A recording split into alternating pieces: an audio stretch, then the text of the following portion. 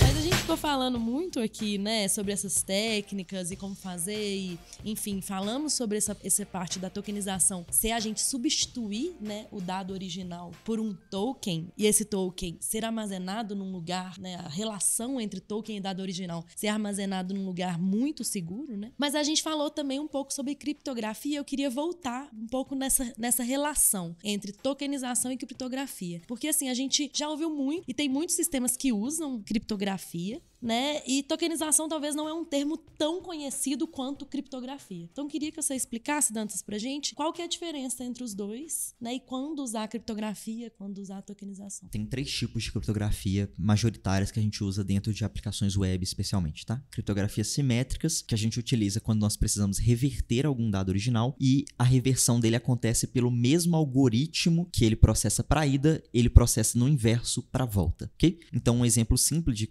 criptografia simétrica é a cifra de César, né? Então, a cifra de César é você pegar o alfabeto, o que estava escrito no alfabeto, e jogar 2 letras ou 3 letras para a direita, né? Para uma letra posterior. E você vai ter um texto completamente embaralhado. O sistema de retornar é jogar 2 ou 3 para a esquerda, né? Então, um processo inverso da mesma forma. Do mesmo jeito que vai, ele volta. O segundo tipo de criptografia é a criptografia assimétrica, que ela normalmente é utilizada para garantir a autenticidade de alguma informação. Então, quando você precisa postar algum tipo de carta, você costuma ter a sua assinatura ali embaixo, que garante que é você mesmo. Assinar um contrato, alguma coisa, um documento, enfim. A criptografia assimétrica na internet, ela funciona da mesma forma. Você consegue garantir de que os dados que estão ali, eles vieram de uma mesma pessoa. Então, você possui uma chave pública e uma chave privada. Você utiliza a sua chave privada para assinar o documento e, por um processo matemático, a chave pública consegue comprovar matematicamente que realmente foi você quem o assinou, porque só você é detentor da chave privada. Isso aí é um exemplo claro disso, é blockchain. E a blockchain tem os 3, tá? A gente pode fazer um episódio só sobre ela aqui, inclusive.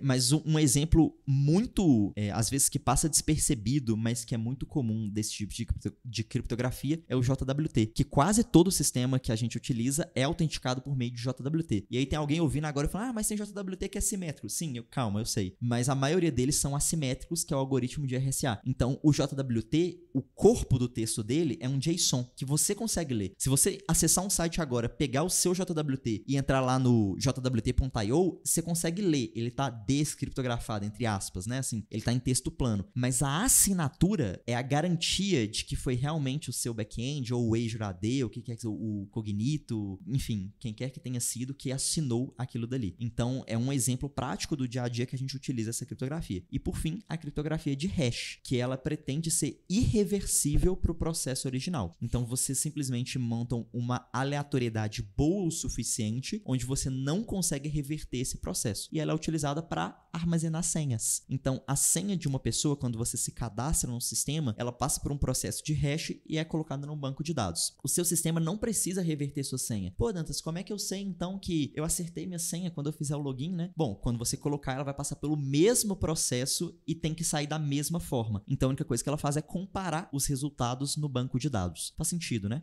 Dito isso, determinando esses 3 tipos majoritários de criptografia, agora a gente pode falar sobre a tokenização. E ela pode utilizar todos os 3, dependendo do seu caso. A criptografia ela é um algoritmo que vai te ajudar a alcançar um desses 3 cenários que eu pontuei aqui para você. Quando utilizar um e quando utilizar outro, depende muito do que você quer. Se você tem a certeza absoluta que você não vai precisar mais utilizar os dados que você está armazenando no banco de dados, primeiro que você pode só jogar eles fora, né? Mas tokenizar eles por meio de um hash ou um algoritmo que seja completamente irreversível é uma excelente opção. Ao menos para você não perder um volume daquele dado. Um dos casos que a gente já passou aqui, onde a gente precisou de fazer isso, foi uma base de dados onde a gente não poderia manter o CPF das pessoas, mas precisava de manter todo o resto. E a gente acabou, ao invés de simplesmente eliminando, era uma coluna com CPF e CNPJ embolado. Então, ao invés de fazer um processo complicado para poder eliminar ali, a gente só passou um hash em tudo, que resolveu o nosso problema. Foi super simples de matar a pau isso daí. Uma outra opção de você utilizar a criptografia para te ajudar na tokenização é quando você precisa reverter esse dado em algum momento. Então, eu posso armazenar ele criptografado em um ambiente isolado, como se fosse uma espécie de cofre, deixar o token gerado por essa criptografia no meu banco e somente quando necessário